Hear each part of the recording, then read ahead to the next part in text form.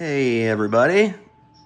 So a friend of mine reached out to me a few days ago and told me that he had a young man that was interested in flint knapping and basically asked for my advice.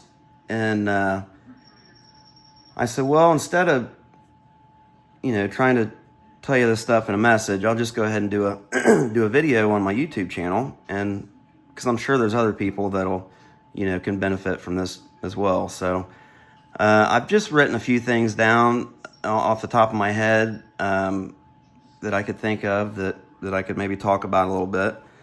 So I think this young man is about 11 or 12 years old, I believe he said, and his name is James. So James, this one's for you, bud. So the first thing is first. It's like safety is absolutely number one for anybody, regardless of the age, but especially for for younger kids and people just starting out that are of a little bit younger age. You're gonna want to have safety glasses on. I know that I've got stuff in my eyes before, and even when you're wearing, you want to get a good pair of glasses that fit nice and tight around the bottom, up against your cheeks, because pieces can fly up and they can bounce around and get inside underneath your glasses. I've had it happen. I've heard of other people having it happen. But the main thing is you want to be wearing safety glasses. And the second thing is gloves. If you're gonna flint knap, you're gonna get cut. It's just part of the gig, unless you have gloves on. So, a good pair of gloves that are tight fitting. You don't have to go crazy. You don't have to get big, thick leather gloves or anything, but especially for your left hand, if you're right-handed, the one that's holding the workpiece, you wanna have a glove on, especially when you're starting out. Everybody who starts out gets cut a lot if they're not wearing gloves. So you really don't necessarily need one for your right hand if you're right-handed and you're holding a tool in your right hand. Unless when you're pressure flaking, sometimes you can get you'll want to have a glove on your right hand, because sometimes the tool will slip and your hand can kind of go that way, and you can get your knuckles and stuff on the edge of the piece. So when you're pressure flaking, it's important to have gloves on both hands. But usually when you're doing percussion and you're just striking the piece, you don't usually need a glove on your right hand. With that being said, you definitely want one on your left hand starting out. So like, I don't get cut a whole lot nowadays, but when I first started out, I got cut a lot, and I had to wear a glove on my left hand. I just had to. And even now, after a few years of doing it nearly every day, I still get cut, and especially if I'm using like a new tool or trying to learn a new technique, I'll always wear a glove on my left hand, the one that's holding the workpiece. So safety glasses and gloves, and then you're going to want a leather pad.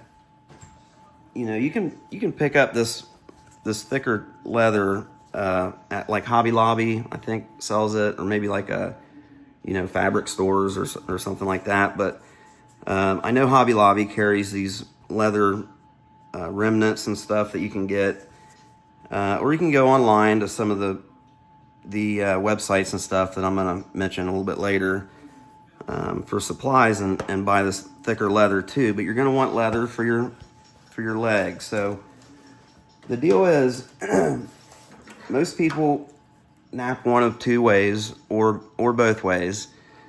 They'll either knap what they call free-handed, where you're just working out here in the air, in midair, or they'll lay the piece on their leg and strike it like that. And both ways work really well. I tend to prefer working out in the open, but I work a lot of times, especially with larger pieces, I work on my leg. And you kind of work on the side. Most people work on the side of their leg, kind of like this. So you can get that kind of inward force to get the flake to pop off underneath here. So, and I'm not going to talk a lot about, you know, how to flint knap. I'm just going to go over some sources that you can, some resources and places you can, videos you can watch on YouTube. You know, there's tons of stuff on YouTube. And that's my advice for that, is just watch as many YouTube videos as you can. Just type in flint knapping in the search and you'll see there's tons of stuff on there. Of course, if you're watching this video, you know my channel name is Learning to Flint Knap. And I have quite a bit of stuff, and I'm doing some beginner stuff now also, geared, you know, towards beginners and things like that. But so as far as the safety goes, you got safety glasses, gloves, and a good leather pad. And it won't hurt to have some other, you know, smaller, thinner pieces of leather that you can, because when you're pressure flaking, you'll see when you watch these videos, people either use, most of the time, a rubber pad like this, that you can, basically it protects the palm of your hand. So when I say pressure flaking, most people use tools, something like this. It's got a copper tip in it, or you can use just a deer antler tine, which is the way they did it in the past. And you basically just place the edge of the tool on the edge of the piece and apply pressure, and you get a flake to pop off the back side. And the pad is so the tool doesn't, when it slips off the edge, it doesn't, you know, get you in the palm. So, and you can use, like I said, rubber pad, or you can just use a small piece of leather and put in your hand too. But as far as that goes, let's see. So tools, and I'll go over some places you can find these tools online. But the main thing you're going to want is some, like most people call them copper boppers, and they come in a wide range of sizes, small to large. And basically what it is a wooden dowel and a copper, you know, plumbing end cap that's been rounded out. And most of these, when you buy them, they're lead filled. So they have lead in them that's been melted and poured in there, and then they epoxy them on here. So it provides a surface it's kind of grabby. That copper is soft enough that it grabs the edge of the piece, and it can basically pry the flake off the bottom. So your copper boppers, and like I said, there's a wide range of sizes and different, you know, you can get solid copper ends and the lead filled, and just all kinds of different ones you'll see on these sites. And these work really well. This is what I would recommend to start with. This is basically taking place of an antler billet. So, you know, in the past, mostly they used a big antler, you know, like a whitetail antler, and they would use the base where it came out of the head. That lower portion is more solid, and it's less pithy. You know, it's less porous inside. It's a more solid material, so it holds up better, more durable, and it's got more weight to it. But that's what they would basically use the antler, you know, same thing. It grabs the edge and pulls the flake off. And if, you know, if you're dead set on learning the way that ancient man did it in the past, that's how you'd want to go, is use antler. But I will say it's much more difficult to learn, in my opinion, than copper. So these copper boppers work really well. And then the pressure flakers, same thing. You can make these yourself too. You don't have to buy them, but you can just pick up some wooden dowels, or, you know, a stick out of the yard or whatever, drill a hole in it, and then you can get some copper wire. It helps, in my opinion, to twist the copper. You know, if you put it in a bench vise and to get a cordless drill or something and tighten the chuck up on the other end of the copper wire, and you twist it, it's called work hardening the copper. So when it twists, it actually hardens that copper. But it's still soft enough to grab the edge and do what you need. But a lot of times if you just try to use a piece of copper ground wire or something, that the thicker stuff, it's so soft that it'll want to bend on you when you're using it. And like this one here, for instance, has just a steel nail. It's just the shank of the nail. Looks like maybe a 16-penny nail that I filed down and drill a hole and put in there. And the steel nails, or any steel, is a lot harder than copper, so it's not going to grab. You'll notice it's a lot slicker and it wants to slide and slip around, but it does work. It works, for certain things, notching and stuff. It works pretty well. So, but you can buy the fancier ones online, and most of them are made out of what this stuff's called Delrin, and it's just like a synthetic plastic. They'll have a set screw in here with an Allen head on it, and it just goes in and holds, clamps down on the piece of copper or steel or whatever you have in there. This is actually a horseshoe nail. And these horseshoe nails work pretty good too. They're a little bit softer than the regular steel nails. But for the most part, most of these will have a copper tip in them, something like this. And you can just take an Allen wrench and, back it off, and as you need to, you can pull this out. And then you can use a file and file the edge down if it starts getting blunt on you and you want to sharpen it. So that's the pressure flakers. And then the pressure pads I talked about a little bit. It's these rubber pads.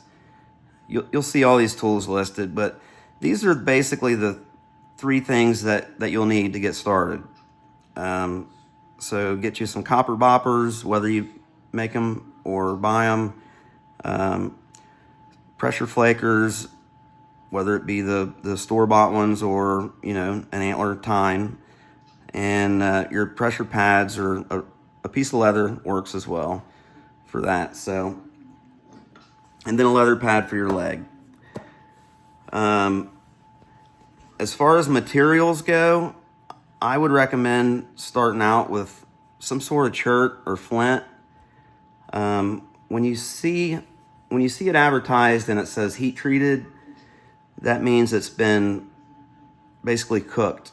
And what they do when you heat this, a lot of these materials, the flints and cherts and jaspers and these cryptocrystallines, they call them, it changes the molecular structure of the stone, and it can actually improve the workability. So it'll flake easier. It's more brittle, so to speak. So, and that, in the beginning, you don't want a really tough stone to try to be fighting with. You want something that's going to work pretty easy. But I would not recommend obsidian or glass in the beginning, because that's the stuff that flies around all over, and it ends up getting in your gloves. If you're wearing gloves, or if you're not wearing gloves, you end up getting cut a lot, and it can get in your eyes. And if you get a piece of flint or chert, a small piece in your eye, it's not as bad. But if you get one of those really tiny pieces of obsidian or glass in your eye, it is rough, I'm telling you. I mean, anybody that's had it happen knows it's a bad deal. It's a trip to the hospital for sure. So, and like I said, that glass and those little pieces, even if you're wearing safety glasses that don't fit real tight against your cheeks, they can bounce up and get under your glasses, and they can still get in there and get in your eye. I've had it happen. So I wouldn't recommend obsidian or glass. I know that's that's probably the most abundant stuff that's the easiest to get a hold of. You know, you can walk around any old creek and find glass and, you know, stuff like that. But and even toilet porcelain, like a lot of times you can go to the dump or somewhere, an old dump, or, you know, in the creek, you'll find pieces of toilet porcelain, and people call it Johnstone and all kind of different names for it, but it actually works decent, and it's okay to practice with. I mean, in the beginning, I used it a lot. It's not nearly as good as like a nice flint or chert or jasper or something like that, but it does work. So, you know, keep that in mind, and I would recommend that. But the glass is just, you know, personally, I wouldn't recommend it. So some places where you can get this stuff, I'm just going to give you three different websites here. If you go on and search, you'll see a bunch. There's a bunch of different places that sell this stuff, but these are really reputable places, and these are people that I know personally and have met and been buying stuff off of for a few years now, and never had a bad experience. So number one, Flintknappingtraditions.com. They've got materials, tools, you know, all the above. He's got a really good selection of stuff, and all these three places here do as well. So Flintknappingtraditions.com, Flintknappingsupplies.com, and the third one is Neolithics.com. And like I said, all three of these places are really reputable. You know, they're dependable and really offer a great service. So, and then other than that, just watch tons of YouTube videos. That's how I learned, and that's how, you know, if you don't have someone, you're not fortunate enough to have someone that lives nearby that, you know, has been flint knapping all their life and can show you, you know, sit down with you, which most people don't. There's just not that many people that do it. You're going to be learning from YouTube videos. So I guess that's it, guys. I really hope that helps, and good luck, James. I hope you get into it and enjoy it. It's a really neat hobby. It's really rewarding, and it's really cool. It's a neat thing. So, but it's tough. You know, it takes a while to catch on. So don't give up. Stick with it, and wish you all the luck, bud. Okay, thanks, guys. See you on the next one.